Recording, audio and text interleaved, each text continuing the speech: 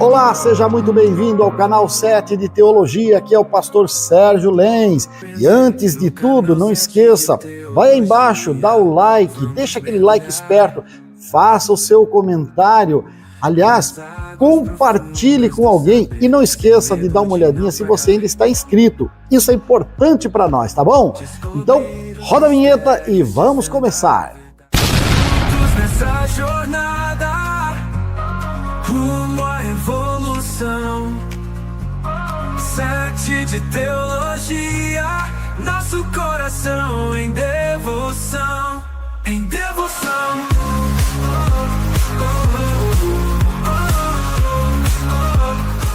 Salmo 134 diz o texto sagrado desta maneira: bendizei ao Senhor, vós todos, servos do Senhor, que assistis na casa do Senhor nas horas da noite.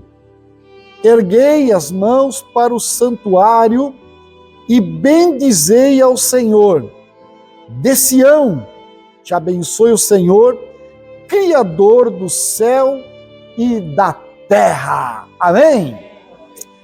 Bom, é necessário dizer, à guisa de introdução, que esse salmo ele faz parte de uma coleção de cânticos, são chamados os salmos de romagem, ou salmos do peregrino, que são os salmos 120, 121, 122, até o salmo 134. E este Salmo 134, na Vulgata Latina, que é a versão em latim da Bíblia Sagrada, ele é chamado de o Nunc Dimittis. Meu pastor, falando latim para nós aqui, não tem problema, eu traduzo para você. Esse Nunc Dimittis, ele é entoado no fim de um culto, no fim de um encontro, no fim de uma festividade. E na Vulgata Latina, ele é traduzido justamente a partir de Lucas 2:29, quando Simeão diz: agora, Senhor, podes despedir em paz o teu servo segundo a tua palavra. Então, o Nunc Dimittis é: despede o teu servo em paz segundo a tua palavra. Então é por isso que este salmo ele se destaca para nós, porque ele é o salmo de fechamento da festa. Mas não é sobre isso que a minha atenção foi dirigida, mas exatamente no primeiro verso, quando ele começa a bendizer o Senhor vós todos, servos do Senhor, e aí tem uma frase aqui que me chamou a atenção: que assistis na casa do Senhor nas horas da noite. Você sabe que tanto Davi instituiu como Salomão aplicou no culto do tabernáculo e depois, posteriormente, no culto do templo, alguns horários de trabalho para esses levitas que iam fazer os trabalhos do templo. E entre esses trabalhos havia um que era uma ordem recebida de Deus para com Moisés e os seus descendentes, é que o fogo nunca deveria se apagar no altar e que a lâmpada de Deus não poderia se apagar. E isso nos lembra que lá no tabernáculo e posteriormente no templo, havia um candelabro no tabernáculo, um candelabro de 1,66 m de altura, com 6 braços, que todos os dias precisava ser renovado o óleo e os pavios para ficar aceso. Depois, no templo, Salomão ampliou isso para 10 candelabros, claro, porque o templo era bem maior. E a função desses candelabros era não somente outra que iluminar o ambiente. O candelabro ele tinha esse símbolo da palavra. Lembra quando Davi escreve o Salmo 119? Lâmpada para os meus pés e luz para o meu caminho é a tua palavra. Então o candelabro era isso. Ele ficava aceso dia e noite. E haviam turnos para os sacerdotes trabalharem, manhã, tarde e noite. E exatamente para esses é que o Salmo 134 é dirigido. Bendizei ao Senhor, vós todos servos do Senhor, que assistis na casa do Senhor nas horas da noite. E aí me chama a atenção que os sacerdotes, ao seu turno, eles precisavam aprender, claro, no seu trabalho tinha que haver dedicação, vigilância espiritual e adoração contínua. E é isso que você vai encontrar nesse salmo, mas de maneira especial, vós que assistis na casa do Senhor à noite. É bem importante lembrar isso, que há 3 coisas que me chamaram a atenção. Primeiro, servos que permanecem na presença de Deus. Veja, como eu disse, haviam turnos, desde a instituição do sacerdócio lá com Moisés e depois com a ampliação feita por turnos que Davi deixou preparado para Salomão colocar. E ao seu turno, os sacerdotes, eles precisavam manter não somente o candelabro aceso, mas as luzes, os sacrifícios, que eram nada mais, nada menos do que as orações que faziam a interligação entre Deus e o povo. Isso tinha que se manter sempre ativo. Prova disso quando você olha 1 Samuel, no capítulo 3 e nos versículos 1, 2 e 3, o que vai dizer? O jovem Samuel servia no templo e ouviu a voz do Senhor à noite chamando ele. Samuel, Samuel. Significa que Deus estava ativo no período da noite, mesmo que Samuel estivesse dormindo, não fosse o turno dele. Isso aqui vai me chamar muita atenção, irmãos, porque a noite ela vem. A noite é um momento onde você tem dificuldade de locomoção.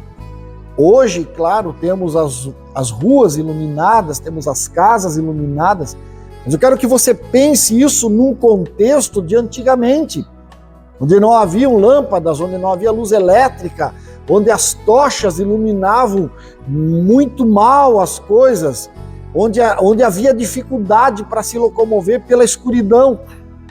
E a noite, ela trazia essa dificuldade.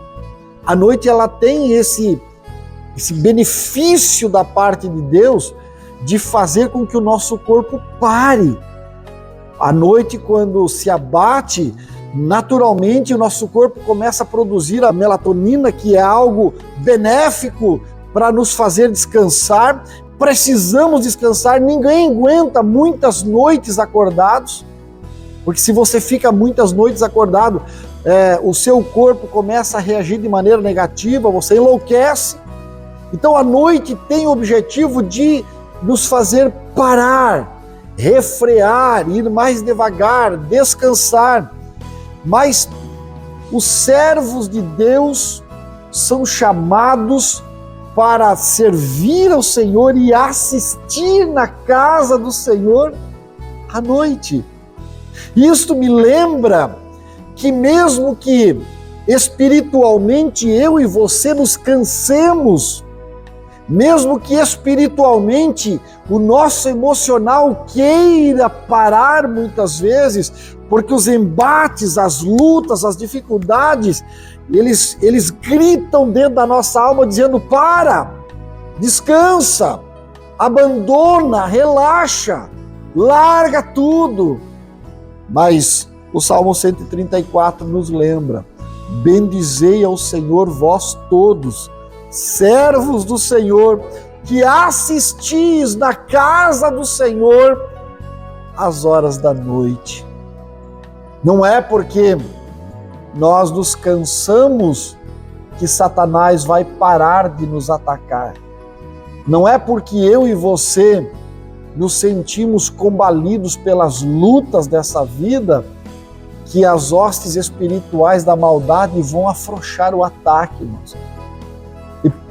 E claro, você e eu, de nós mesmos, não temos armas para lutar contra todo o mal que vem contra nós.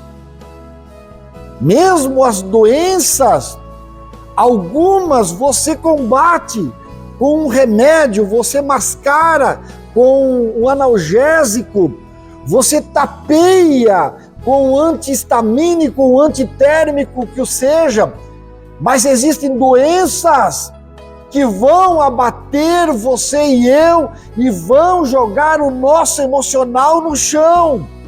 Mas a palavra de Deus nos lembra: bendizei ao Senhor vós todos, servos do Senhor, que assistis na casa do Senhor, mesmo nas horas da noite. A noite vem quando ninguém pode trabalhar, a noite vem quando o cansaço bate, a noite vem quando você se sente pequeno, a noite vem quando as trevas noturnas te assustam, mas se você permanecer bendizendo ao Senhor, Ele te dará graça, Ele te dará força, Ele te dará capacidade para você lutar mais um dia, para você se levantar mais uma manhã e dizer: o choro pode durar uma noite, mas a alegria, ela vem ao amanhecer. Aleluia! A noite nos lembra que nós precisamos ficar firmes e fiéis, mesmo quando ninguém nos vê. Porque fazer uma média, estão me vendo, vou andar bonito, exemplificando aqui, é como o caso da esposa que guarda aquela louça bonita que ganhou no enxoval do casamento, guarda por 142 anos e não deixa ninguém tocar. E para o marido, para os filhos, é aquele copo que ela lavou lá como é que é, da geleia, do que mais, do ketchup, da massa de tomate, o prato com as bordas lascadas, que caiu e deu uma coladinha na borda lá. É esse tipo de coisa. Não é quando a visita vem que você deve colocar o melhor. É para a família, é para o esposo, é para a esposa. O melhor é para aqueles da casa.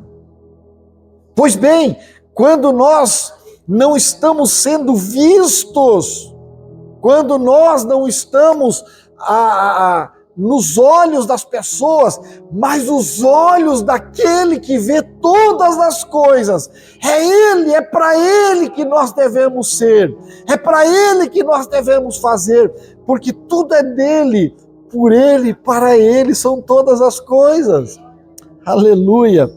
Então, o verdadeiro servo, a verdadeira serva de Deus, não adora a Deus apenas durante o dia, nos momentos mais fáceis, mas também à noite, nos momentos mais desafiadores. Você lembra de Paulo e Silas na prisão? É uma das mensagens mais pregadas. Quando que eles estavam? Meia-noite. Ora, se você parar para pensar, os órgãos públicos iam abrir quando? Lá para as 9 da manhã. Eles ainda tinham 9 horas daquele tronco, sangrando, machucados, esticados. Mas o que eles fazem? Paulo diz para Silas: vamos lá, Silas, vamos, bendizei ao Senhor, vós todos servos do Senhor que assistis nas horas da noite.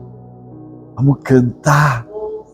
Vamos adorar. Mas não há motivo, aí está o segredo. Adorar quando não há motivo.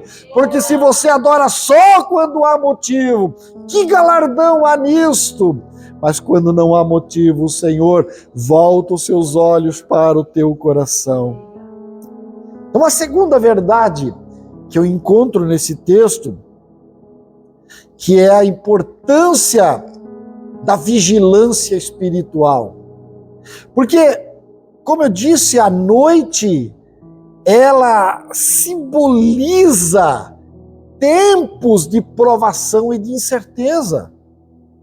E quando isso acontece, assistir na presença do Senhor, na casa do Senhor, ficar firme, vigiando em oração, é exatamente o que vai nos dar a força oriunda da vigilância espiritual, porque os tempos mais ordinários da oração sempre foram manhã e final de tarde.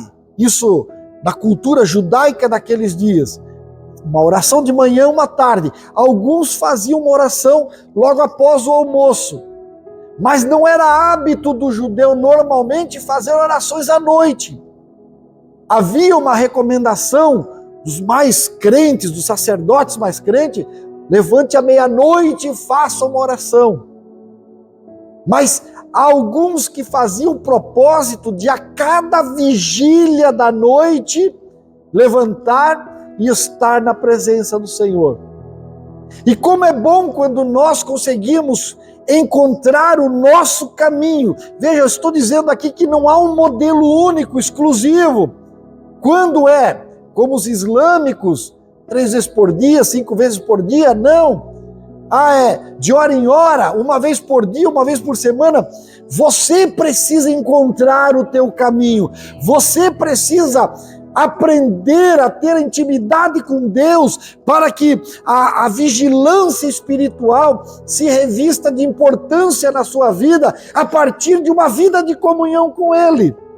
Então, os tempos de oração que o poeta estava incentivando aqui, não era a noite inteira.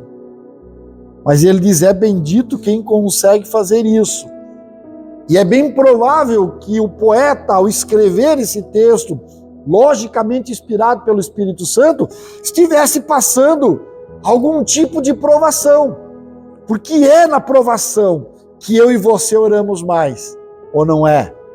É quando você mais é acuado, é quando mais você é perseguido, é aqueles tempos de perseguição que nós nos tornamos zelosos na oração. E exatamente é esse momento que descobrimos que esta oração vai ser a única solução para a nossa vida. Então a experiência vai demonstrar que se nós conseguirmos manter uma vida de regularidade, e essa regularidade, como eu disse, ela independe de como vamos fazer isso, porque é uma questão de foro íntimo entre eu e Deus, entre você e Deus, mas ela precisa acontecer, porque, veja, vai chegar o momento em que você vai olhar à sua volta e vai precisar orar mais. Não sei se você lembra, Mateus capítulo 26, versículo 40 para frente, Jesus chama os discípulos e diz: a minha alma está angustiada até a morte. Precisamos orar. Vamos até aquele jardim, o jardim que Jesus estava acostumado a ter umas conversas com o Pai. E eles dobram o joelho, eles oram. E você sabe que a história vai relatar que os discípulos adormecem. E Jesus, inclusive, meio que os repreende, dizendo: nem uma hora pudestes velar comigo. Mas o que eu aprendo aqui não é a questão se é ou não uma repreensão de Jesus. É que os discípulos não iam para a cruz. Os discípulos naquele dia não iam ser perseguidos. Os discípulos iam ficar bem naquele dia. Então, a alma deles não está acossada. Mas Jesus sabia o que lhe aguardava a partir daquela noite. Quando sabemos o que nos aguarda, quando sabemos o que nos persegue, a importância da vigilância espiritual começa a se sobressair na nossa vida. E meus irmãos, deixa eu dizer para você que via de regra, por não lermos Bíblia, ou por não compararmos Bíblia com os assuntos atuais, nós meio que, tá tudo bem. Hoje eu comi. Sei que tem uma casa, tá lá com a porta fechada, que é minha. Meu travesseiro tá cheirosinho esperando. Tá tudo bem. Mas esquecemos às vezes que nós temos um mundo que está como um barril de pólvora querendo explodir em uma terceira guerra mundial. Em um mundo globalizado, uma terceira guerra mundial afeta todos, em todos os lugares. Esquecemos que está saindo nos nossos dias, está aí nos noticiários, que o núcleo da Terra parou recentemente e está girando ao contrário. E isso vai trazer uma série de problemas a curto, médio e longo prazo para todo o planeta. Sempre tem um meteoro desgovernado por aí rodando que se descobre de última hora, que passa direto. Vivemos em cima de uma crosta terrestre que é como uma casca quebrada de ovo cozido, que a qualquer momento pode bater um continente contra o outro e vamos ter destruição. Há inúmeros fatores acontecendo, sem contar que em cima das nossas cabeças passa avião toda hora, que nós atravessamos a rua e um carro desgovernado pode aparecer, que uma veiazinha minúscula do nosso cérebro pode dar uma entupidinha ou uma rompidinha, e há tantas coisas por aí que acontecem. E esquecemos, convivemos com tantos perigos que esquecemos, não, está tudo bem, não vai acontecer nada. Mas se nós lembrarmos que nós somos os servos que bendizem ao Senhor nas horas da noite, lhe mandará basteia, nós vamos nos aprecatar, como diria minha sogra, e vamos ficar um pouquinho mais vigilantes, porque dias difíceis estão à nossa volta. Nós não andamos mais durante a manhã ou tarde, nós já andamos no turno da noite, e é bem-aventurado os servos do Senhor que assistem na presença do Senhor nas horas da noite. Não perca o sentido da vigilância, não te deixa iludir por um mundo que está se corrompendo como um bêbado cambaleando. Você lembra, é o hino 26 que fala do mundo de ilusões. Este mundo está aí para nos enganar. Passarinhos, belas flores, querem nos encantar, mas isto são voos terrestres esplendores. Eu e você contemplamos o nosso lar acima de tudo. Aleluia! Palavra de Deus é oração, são as armas que nós precisamos usar para vigiar durante a noite espiritual.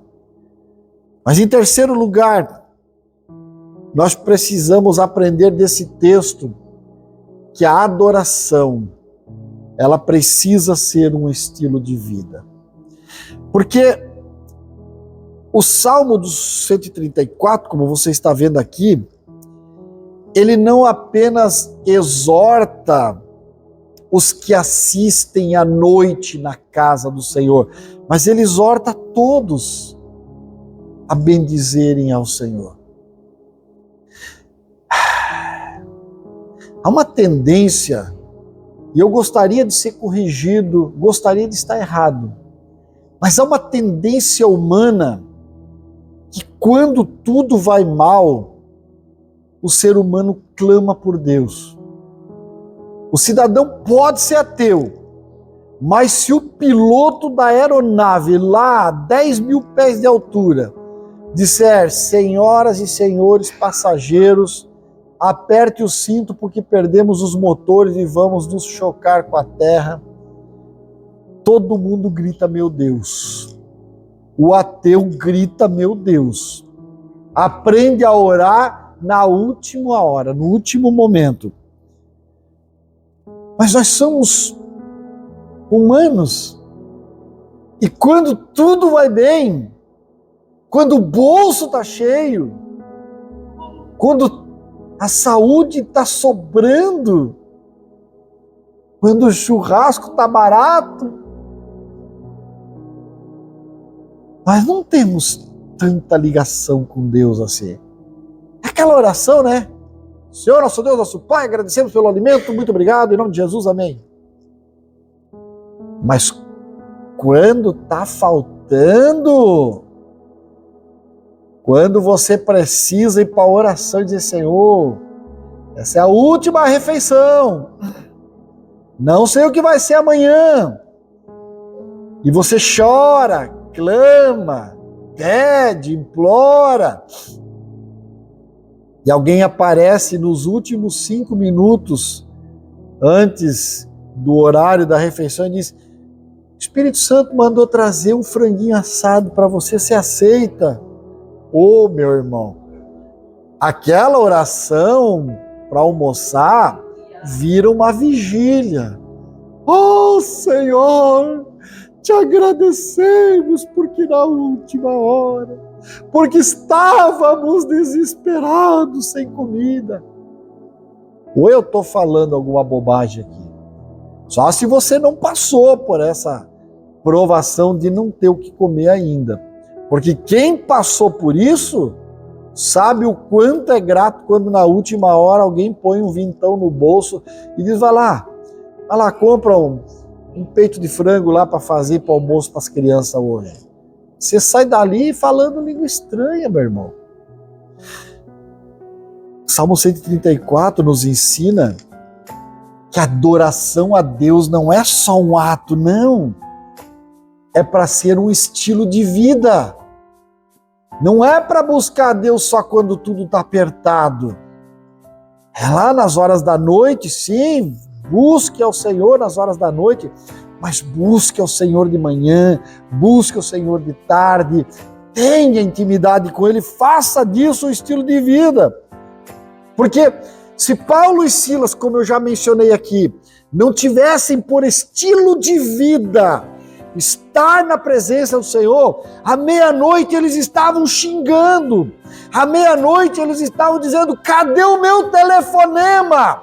Eu quero o meu advogado aqui, eu sou cidadão romano, eu vou processar vocês, eu vou meter vocês no fundo de uma cadeia, porque vocês não podiam ter cometido essa injustiça comigo. Mas quem tem adoração por gratidão e estilo de vida, vamos cantar, Silas. Eu, no lugar do Silas, novinho, né? Não o Sérgio do cabelo branco, mas o Sérgio novinho lá de 30 anos atrás, quer dizer, o Paulo tá doido mesmo. Você é maluco, rapaz. Se eu começar a cantar, vai abrir as feridas aí atrás, eu tô tudo lanhado. Mas quem tem estilo de vida, meu irmão, tanto faz. Tá ruim, tá bom, tá machucado, não tá. Aleluia, aleluia. Eu fui semana passada, fui visitar o irmão Gessé, ele tá me assistindo aí, ali no hospital. Pensei, né? Ali visitar o irmão, tá doente, passando dificuldade, aguardando vários resultados de exames. Vou lá consolar ele. Eu saí consolado de lá, meu irmão. Dizendo, pastor, que bom que você está aqui. Manda meu abraço para a igreja. Obrigado pelas orações. Eu estou tão feliz. Jesus é tão bom. Eu olhei para mim inteirinho. Olhei para ele deitadinho no leito.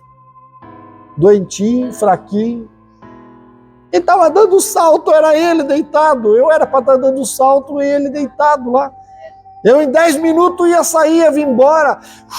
Sai hospital de mim. Ai, coisa ruim, eu não gosto de hospital. E ele ia ficar como ficou, como está lá ainda. Mas a alegria daquele coração, meu irmão, aquilo é estilo de vida. Só quem tem estilo de vida de adorador não olha para a circunstância, mas adora a Deus em todo o tempo. Aleluia! Salmo 42:8. O Senhor mandará de dia a sua misericórdia, e de noite a sua canção estará comigo. Aleluia! Quem vive de dia o estilo de vida do adorador, à noite não perde a canção. Por isso ele dizia: bendizei ao Senhor, vós todos servos do Senhor, que assistis na casa do Senhor nas horas da noite. Meus amados, a nossa adoração tem que ser constante. Em um mundo onde cada vez mais as pessoas vivem o egocentrismo, eucentrismo, aquilo que está no centro de alguma coisa, onde as pessoas querem ser massageadas, aduladas, homenageadas, querem ser colocadas em um pináculo. Satanás levou Jesus até o pináculo e disse: está aqui, se tu prostrado me adorares, eu vou te dar esse mundo inteiro. Somente ao Senhor teu Deus adorarás. Não é assim que funciona. Eu não sou nada. Eu não tenho nada. Eu não posso nada.